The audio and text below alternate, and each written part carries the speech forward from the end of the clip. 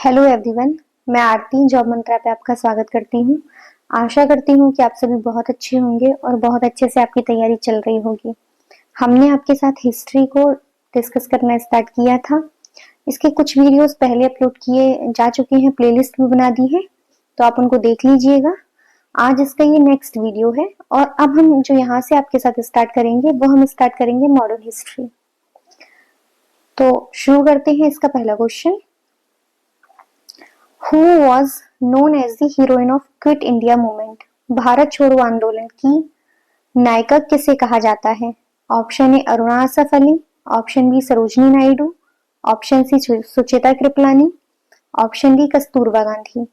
भारत छोड़ो आंदोलन पिछली वीडियो के किसी क्वेश्चन में एज अ ऑप्शन डिस्कस हुआ था, तो इसका मतलब है कि अगर हम प्रीवियस ईयर क्वेश्चन कर रहे हैं तो उनका बेनिफिट्स हमको हो रहा है। मैं हर वीडियो में आपको बताती हूँ कि जब भी हम नेक्स्ट वीडियो लेके आते हैं तो 2-3 क्वेश्चन ऐसे मिलते हैं जो पहले के किसी वीडियो में डिस्कस हो चुके होते हैं, तो आप देखते रहें, आपको इस चीज का भी बेनिफिट होगा। मल्टीपल टाइम देखने का बेनिफिट होता है, चीज बार बार फैक्ट बार बार आपकी आंखों के सामने आ रहा है, तो जितना आपके सामने आएगा उतना ही वो रिवाइज होगा और उतने देर तक वो आपके दिमाग में भी रहेगा। तो इसका सही आंसर है भारत छोड़ो आंदोलन की नायिका हीरोइन किसको बोला जाता है? अरुणा आसफ अली। अरुणा आसफ अली को ऐसा क्यों बोला जाता है? एक तो इन्होंने भारत छोड़ो आंदोलन जो मूवमेंट था उसमें अपनी बहुत अच्छी भूमिका निभाई थी, और इन्होंने मुंबई में एक मैदान है जिसको ग्वालिया मैदान के नाम से जाना जाता है, वहां इन्होंने भारत छोड़ो मूवमेंट के दौरान कांग्रेस का झंडा फहराया था। याद रखिए, किसका झंडा फहराया था? कांग्रेस का। और अरुणा आसफ अली को ग्रैंड ओल्ड लेडी के नाम से भी जाना जाता है। इस फैक्ट को भी आप याद रखिएगा। भारत छोड़ो मूवमेंट के बारे में थोड़ा सा जानते हैं। ये 9 अगस्त 1942 को स्टार्ट हुआ था और इस मूवमेंट में महात्मा गांधी ने एक बहुत फेमस नारा दिया था, इसको बोलते हैं करो या मरो। तो कौन सा नारा दिया था महात्मा गांधी ने? करो या मरो का नारा दिया था। अगस्त 1942 में इस मूवमेंट को स्टार्ट किया गया था। इसको अगस्त क्रांति के नाम से भी जाना जाता है। अरुणा आसफ अली ने इस मूवमेंट में एक बहुत सक्रिय भूमिका निभाई थी, और इस अरुणा आसफ अली को भारत छोड़ो आंदोलन की क्या कहा जाता है? नायिका कहा जाता है। बच्चे ऑप्शन डिस्कस करते हैं। सरोजनी नायडू, इनको भी हम पिछली वीडियो में डिस्कस कर चुके हैं। ये यूपी की पहली महिला राज्यपाल। क्या है ये? यूपी की पहली महिला राज्यपाल, और ये एक बहुत फेमस पोइट भी रही। सुचेता कृपलानी, ये यूपी की पहली महिला मुख्यमंत्री। ये दोनों ही नाम बहुत इंपॉर्टेंट हैं, दोनों ही फैक्ट आप याद रखिएगा। और कस्तूरबा गांधी, ये महात्मा गांधी की वाइफ हैं। इनसे बहुत कुछ ऐसा फैक्ट नहीं पूछा जाता कि इन्होंने कोई बहुत फेमस बुक लिखी हो, कोई बहुत फेमस मूवमेंट को लीड किया हो। तो यहाँ जो 3-4 फैक्ट हमने डिस्कस किए हैं। अरुणा आसफ अली, भारत छोड़ो आंदोलन कब स्टार्ट हुआ, बहुत फेमस इसमें कौन सा नारा दिया गया, किसने दिया, और सरोजनी नायडू, ये यूपी की पहली महिला राज्यपाल रही। सुचिता कृपलानी यूपी की ही पहली महिला मुख्यमंत्री रही। नेक्स्ट क्वेश्चन की तरफ बढ़ते हैं। हमारा सेकंड क्वेश्चन है, second question, which among the following acts introduced provincial autonomy? निम्नलिखित में से कौन सा एक्ट या अधिनियम प्रांतीय स्वायत्तता का प्रस्ताव दिया? मतलब कौन सा एक्ट ऐसा था जो जिसने प्रांतों की स्वायत्तता, ऑटोनॉमी का क्या दिया था? प्रस्ताव दिया था। Option A government of India act 1858, option B Indian council act 1892, option C government of India act 1935, या option D government of India act 1999। इसका जो सही आंसर है वो है option C, government of India act 1935। ये जो 1935 का भारत सरकार अधिनियम जो आया था, इसने क्या किया था कि प्रांतीय स्वायत्तता का प्रस्ताव दिया था। इसका मतलब है कि प्रांतों में जो द्वैत शासन चल रहा था उसको क्या कर दिया था, समाप्त कर दिया था। स्वायत्ता तभी तो आएगी। द्वैध शासन को क्या कर दिया था, खत्म कर दिया था। वो कौन से एक्ट में हुआ था, गवर्नमेंट ऑफ इंडिया एक्ट 1935 में प्रांतों में द्वैध शासन को समाप्त कर दिया गया। मतलब प्रांतों को क्या दे दी गई, स्वायत्ता दे दी गई। तो ये प्रांतों में द्वैध शासन स्टार्ट कब हुआ था, ये स्टार्ट हुआ था गवर्नमेंट ऑफ इंडिया एक्ट 1999 से। मतलब 19 में स्टार्ट हुआ और 35 में प्रांतों में जो द्वैध शासन था इसको क्या कर दिया गया, खत्म कर दिया गया। गवर्नमेंट ऑफ इंडिया एक्ट 1985 1858 का जो भारत सरकार अधिनियम है, वो बहुत ज्यादा जो इसका एक इम्पोर्टेंट फैक्ट है वो ये है कि अब जो कंपनी का शासन था वो यहाँ से खत्म हो जाता है। अब भारत का शासन सीधे ब्रिटिश क्राउन के थ्रू होता था। मतलब जो ब्रिटिश महारानी थी उन्होंने भारत की जो बागडोर थी वो अपने हाथों में ले ली थी। तो यहाँ से हम इस फैक्ट को याद कर रखेंगे कि जो ब्रिटिश क्राउन है उसके अंतर्गत अब भारत का क्या होने लगा, शासन होने लगा। और कंपनी जो भारत में अपना शासन कर रही थी वो यहाँ से खत्म हो गई। इंडियन काउंसिल एक्ट 1982, भारतीय परिषद अधिनियम 1892, इसमें क्या हुआ था कि विधान परिषदों को बजट और वित्तीय मामलों पर चर्चा का अधिकार दिया गया। किस पर, बजट या फिर वित्तीय मामले, इस पे क्या मिला, चर्चा का अधिकार।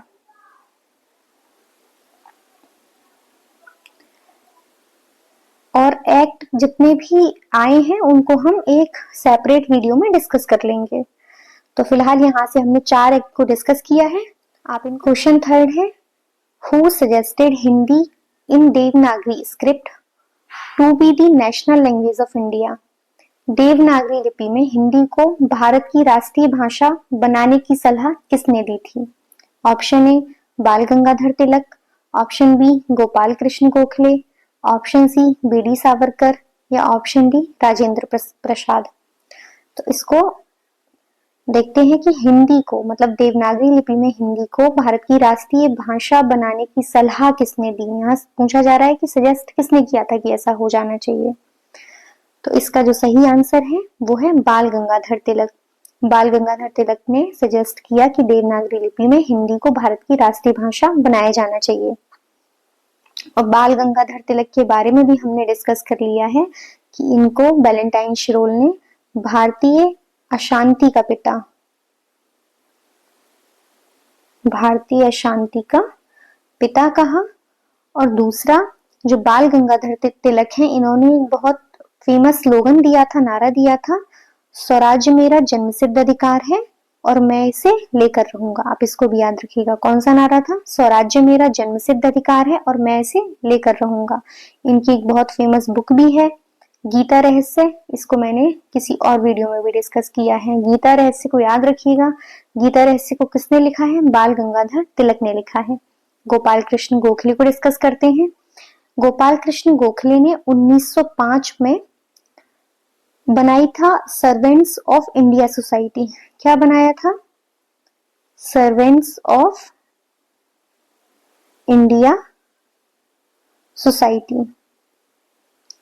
और ये कब बनाई थी, 1905 में। तो आप इसको याद रखिएगा। दूसरा, गोपाल कृष्ण गोखले से एक फैक्ट और याद रखना कि महात्मा गांधी के राजनीतिक गुरु थे, क्योंकि ये फैक्ट पूछा जाता है कि महात्मा गांधी के राजनीतिक गुरु कौन थे, वो थे गोपाल कृष्ण गोखले।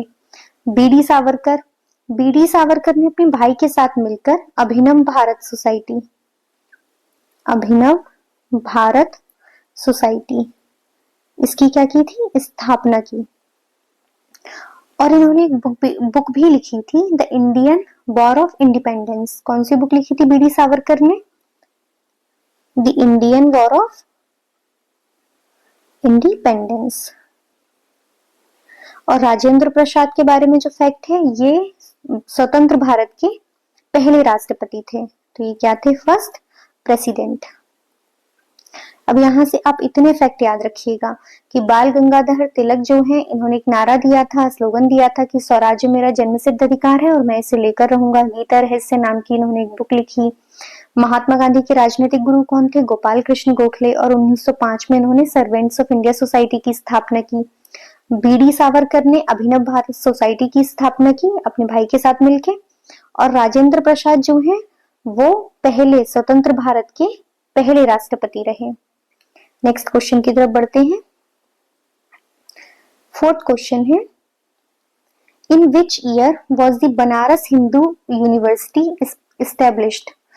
बनारस हिंदू विश्वविद्यालय की स्थापना किस वर्ष में हुई? Option A 1875, option B 1916, option C 1921, option D 1930। तो इसका सही आंसर है 1916। देखिए BHU, शायद आप लोग बनारस घूमने गए हो तो आपने घूमा भी हो। BHU की जो स्थापना हुई थी वो 1916 में हुई थी और इनकी स्थापना में जो प्रमुख योगदान है वो है मदन मोहन मालवीय जी का। मदन मोहन मालवीय और एनी बेसेंट इसके प्रमुख संस्थापकों में से एक हैं।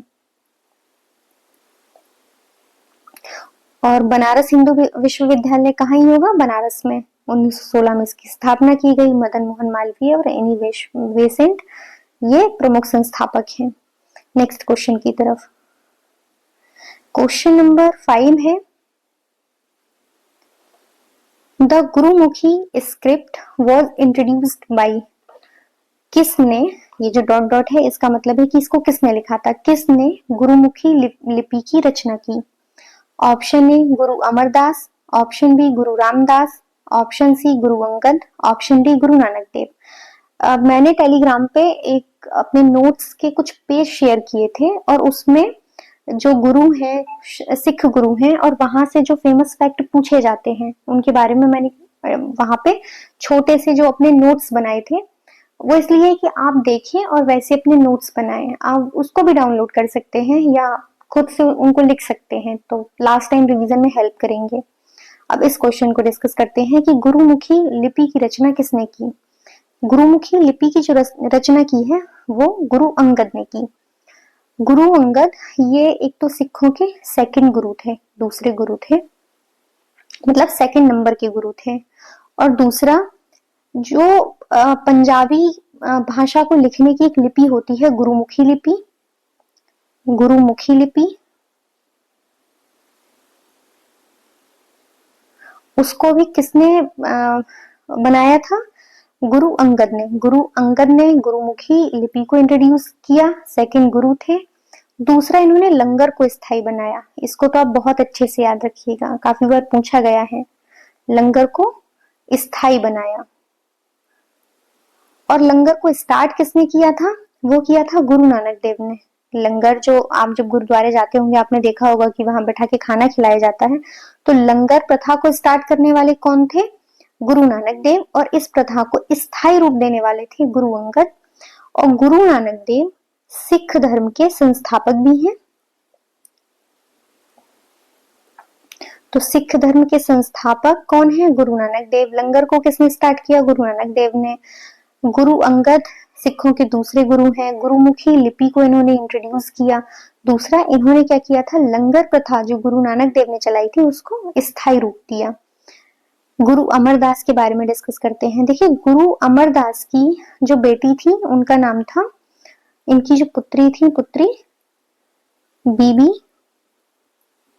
भानी। इनकी बेटी का नाम था बीबी भानी। और बीबी भानी को अकबर ने क्या दिया था? 500 बीघा जमीन दान दी थी। ये पूछा जाता है कि अकबर ने किसकी, कौन से गुरु की पुत्री को 500 बीघा जमीन दान दी? वो है गुरु अमरदास, इनकी पुत्री बीबी भानी को। और गुरु रामदास ने क्या किया था? इन्होंने अमृतसर नगर बसाया। अमृतसर नगर बसाया। किसने बसाया अमृतसर नगर?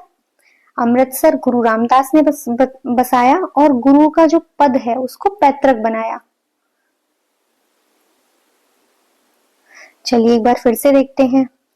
गुरु अमरदास की पुत्री बीबी भानी को अकबर ने 500 बीघा जमीन दान दी। गुरु रामदास ने अमृतसर नगर बसाया और गुरु पद को पैतृक बनाया। गुरु अंगद जो कि सिखों के दूसरे गुरु हैं, उन्होंने गुरुमुखी लिपि को इंट्रोड्यूस किया। लंगर प्रथा को स्थायी बनाया। लंगर को स्टार्ट किया गुरु नानक देव ने। और सिख धर्म की स्थापना भी गुरु नानक देव। 6 असर्शन और रीजन वाला है, मतलब कथन और कारण वाला। तो तो इसका असर्शन है कि the Congress leaders boycotted the Simon commission और रीजन दिया हुआ है कि Lala Lajpat Rai died due to police coming. कथन है कांग्रेस के नेताओं ने साइमन कमीशन का बहिष्कार किया और इसका कारण दिया हुआ है कि लाला लाजपत राय की मृत्यु पुलिस की लाठियां पड़ने से हुई। अभी बताना किस तरीके से होता है कि जो कथन आपको दिया है वो ठीक है नहीं ठीक है, कारण ठीक है नहीं ठीक है। अगर दोनों ठीक है तो कथन कारण की सही व्याख्या करता है, यानी उसी तरीके ऑप्शन दे रखे हैं, पढ़ते हैं। ऑप्शन ए है दोनों ए और आर सही है, मतलब कथन और कारण, असर्शन और रीजन दोनों सही है, परंतु आर ए की सही व्याख्या नहीं करता है।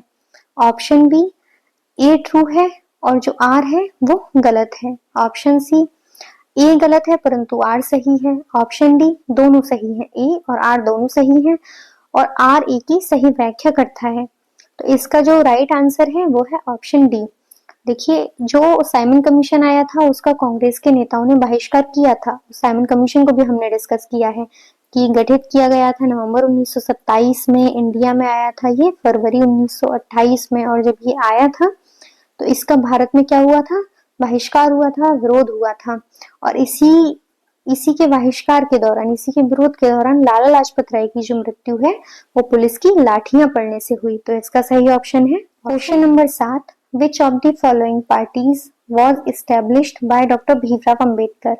डॉक्टर भीमराव अंबेडकर ने निम्नलिखित में से किस दल की स्थापना की। Option A the independent labour party, option B the peasants and worker party of India, option C labour Swaraj party, या option D Hindustan socialist republican association. तो डॉक्टर भीमराव अंबेडकर ने जिस दल की स्थापना की है, जिस पार्टी की स्थापना की है, option number the independent labour party, और इन्होंने कब बनाई थी, 1936 में बनाई थी। इसमें हाँ, आप ऑप्शन बी जो दे रखा है हिंदुस्तान सोशलिस्ट रिपब्लिकन एसोसिएशन, सारे आप इसको याद रखिएगा। 1928 में हिंदुस्तान सोशलिस्ट रिपब्लिकन एसोसिएशन की स्थापना किसने की थी, चंद्रशेखर आजाद जी ने इसकी स्थापना की। नेक्स्ट क्वेश्चन की तरफ बढ़ते हैं। क्वेश्चन नंबर 8 है, which one of the following revolts was addressed in Bankim Chandra Chatterjee famous novel Anand Math. Bankim Chandra Chatterjee के प्रसिद्ध उपन्यास आनंद मठ में निम्नलिखित में से किस क्रांति की बात की गई है। ऑप्शन ए सन्यासी विद्रोह, ऑप्शन बी भील विद्रोह, ऑप्शन सी बीरभूम विद्रोह, ऑप्शन डी रंगपुर विद्रोह। देखिए, छोटे छोटे विद्रोह या कुछ कुछ राज्यों तक जो सीमित रहे, जगहों तक सीमित रहे, कुछ किसान विद्रोह थे, कुछ जनजातीय विद्रोह थे, तो ये काफी पूछे जाते हैं। इनको भी आप कहीं पे नोट कर लीजिएगा, या मेरे जो नोट्स हैं मैं वो आपके साथ शेयर कर दूंगी, तो आप देख लीजिएगा कि आपको इन फ्यूचर कैसे याद रखना है। अभी हम इसको डिस्कस करते हैं। इसका सही आंसर है सन्यासी विद्रोह, जो बंकिम चंद्र चटर्जी। पहले तो यही फैक्ट याद रख लेना कि आनंद मठ किसने लिखा है, बंकिम चंद्र चटर्जी ने लिखा है, क्योंकि ये भी फैक्ट पूछा जाता है। आनंद मठ किसने लिखा है, बंकिम चंद्र चटर्जी। और ये जिस विद्रोह को लेके लिखा गया है वो है सन्यासी विद्रोह। सन्यासी विद्रोह हुआ कहाँ था, तो ये बिहार और बंगाल के रीजन में हुआ था, और हुआ इसलिए था कि अंग्रेजों ने हिंदू और मुसलमान दोनों के तीर्थ यात्राओं पे कर लगाया था। उसके बाद सन्यासी विद्रोह जो है वो हुआ, और इसका जो ईयर है, एग्जैक्ट ईयर इसका नहीं है क्योंकि काफी लंबे टाइम तक चला था, लेकिन फिर भी हम 1763 को मानते हैं। लेकिन इसका टाइम पीरियड है 1760 से लेके 1800 तक हम मानते हैं कि सन्यासी विद्रोह जो है वो हुआ था। और इसको लीड किसने किया था, इसको लीड करने वाले थे केना सरकार और दिरजी नारायण इसके नेतृत्व करता थे। सन्यासी विद्रोह बिहार और बंगाल के एरिया में हुआ 1763। अगर एग्जैक्ट आपसे डेट ईयर पूछा जाए तो आप 1763 को ले सकते हैं, पर एग्जैक्ट नहीं पूछा जाएगा क्योंकि ये टाइम पीरियड में हुआ था। तो 1760 से लेकर 1800 केना सरकार और दजी नारायण ने क्या किया था, इसका नेतृत्व किया था। भील विद्रोह ये पश्चिमी घाट पे हुआ, 1818 में हुआ, और इसको नेतृत्व किसने दिया था, सेवाराम ने दिया था। सेवाराम ने 1818 में पश्चिमी घाट पे हुए भील विद्रोह को नेतृत्व दिया था। बीरभूम विद्रोह जो है ये कहाँ हुआ था, बंगाल में हुआ था। कब हुआ था, 1766 से लेके 1834, इसका एक लंबा टाइम पीरियड है। और ये अंग्रेजों के खिलाफ था। उस टाइम जितने विद्रोह हो रहे थे वो अंग्रेजों के खिलाफ थे या जमींदारों के खिलाफ थे, और इसको नेतृत्व किसने दिया था, गंगा नारायण सिंह ने इसको नेतृत्व प्रदान किया था। रंगपुर विद्रोह ये भी बंगाल में ही हुआ, और कब हुआ था, 1783 में हुआ था। इसको जो नेतृत्व प्रदान किया था वो बीरजी नारायण ने नेतृत्व प्रदान किया। एक बार फिर से देखते हैं। सन्यासी विद्रोह 1760 से लेके 1800 तक बिहार बंगाल में हुआ। केना सरकार दजी नारायण ने नेतृत्व प्रदान किया। भील विद्रोह पश्चिमी घाट में 1818 में हुआ, सेवाराम ने इसको नेतृत्व प्रदान किया। बीरभूम विद्रोह जो है बंगाल में हुआ, 1766 से लेकर 1834 तक गंगा नारायण सिंह ने नेतृत्व प्रदान किया। और रंगपुर विद्रोह ये भी बंगाल में हुआ, 1783 में बीरजी नारायण ने इसको नेतृत्व प्रदान किया। और बीरभूमि को किसने नेतृत्व प्रदान किया था, गंगा नारायण सिंह ने। नेक्स्ट क्वेश्चन की तरफ बढ़ते हैं। हमारा अगला क्वेश्चन है,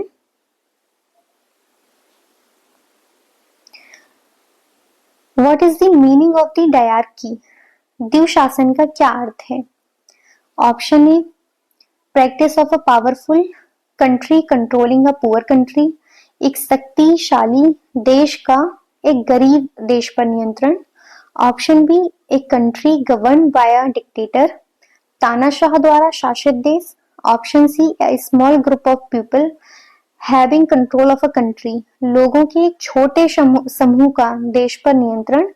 option D, a government in which power in vested in two rulers, एक सरकार जिसमें सत्ता दो शासकों में निहित हो, मतलब दो रूलर हो, रूल करने वाले, इस तरीके की अगर कोई व्यवस्था हो। तो देखते हैं कि डायरकी या फिर द्वैत शासन का क्या मतलब है। इसमें हमारा जो सही आंसर होगा वो होगा ऑप्शन डी। ऑप्शन डी क्या है, एक सरकार जिसमें सत्ता दो शासकों में निहित होती है। और डायरकी को स्टार्ट किसने किया, देखिए बंगाल में सबसे पहले द्वैत शासन को स्टार्ट करने वाले हैं, क्योंकि बंगाल में ही स्टार्ट हुआ था। बंगाल में द्वैत शासन को जो सबसे पहले इंट्रोड्यूस किया था, या द्वैत शासन के जिनको जनक भी कहा जा सकता है, वो है रॉबर्ट क्लाइव। बंगाल के गवर्नर थे ये, और इन्होंने द्वैत शासन को इंट्रोड्यूस किया बंगाल में। और 1919, अभी हमने पीछे अधिनियम पढ़े थे, 1919 का जो भारत सरकार अधिनियम आया था, भारत शासन अधिनियम 1919 में, वहां प्रांतों में भी द्वैत शासन की स्टार्टिंग की गई थी। और फिर जब 1935 में क्या किया गया था, प्रांतों को स्वायत्तता प्रदान की गई, प्रांतों में द्वैत शासन को खत्म किया गया, 1919 में स्टार्ट किया गया। नेक्स्ट क्वेश्चन, हमारा अगला क्वेश्चन है, the second Mysore war came to an end by the treaty of, दूसरा मैसूर युद्ध किस संधि के साथ समाप्त हुआ। Option A Salbai, option B Mangalore, option C Purandev, option D Mysore. ये टेलीग्राम पे मैंने जो कुछ पेज शेयर किए हैं, उसमें एक पेज पे सारी ये जो मैसूर युद्ध हुए थे, एंग्लो मैसूर वॉर जो हुई थी चार, वो एक छोटा सा चार्ट बना के उसमें लिख रखा है। अगर आपने देखा हो तो उस पर छोटी सी ट्रिक भी लिखी है, जिसपे MMS करके कुछ लिखा हुआ है। इस M का मतलब है वहां मैसूर, मैंगलोर, श्रीरंगपट्टनम। तो आप एक बार वहां से भी आइडिया ले सकते हैं कि आप अपने नोट्स किस तरीके से बनाएं कि लास्ट टाइम पे आप रिवीजन कर पाए। फिलहाल हम इसको डिस्कस करते हैं। तो जो दूसरा मैसूर युद्ध हुआ था वो समाप्त हुआ था मैंगलोर की संधि से। दूसरा जो आंग्ल मैसूर युद्ध था वो 1780 से लेके 84 तक चला। कब से कब तक, 1780 से लेके 84 तक चला। 1782 में हैदर अली की क्या हुई, मृत्यु हुई। हैदर अली जो इस युद्ध को क्या कर रहे थे, लीड कर रहे थे, उनकी क्या हुई, मृत्यु हुई। और उसके बाद जो उनके पुत्र थे टीपू सुल्तान, उन्होंने इस युद्ध को नेतृत्व प्रदान किया और 1784 में मैंगलोर की संधि के साथ यह युद्ध क्या हुआ, समाप्त हुआ। तो यहां से हमने कितनी चीजें देखी कि जो दूसरा आंग्ल मैसूर युद्ध था वो शुरू हुआ था 1780 में, समाप्त हुआ 84 में, 82 में हैदर अली की मृत्यु हुई, ये भी फैक्ट पूछा जाता है। और टीपू सुल्तान ने ही दूसरे जो युद्ध था वहां नेतृत्व प्रदान किया।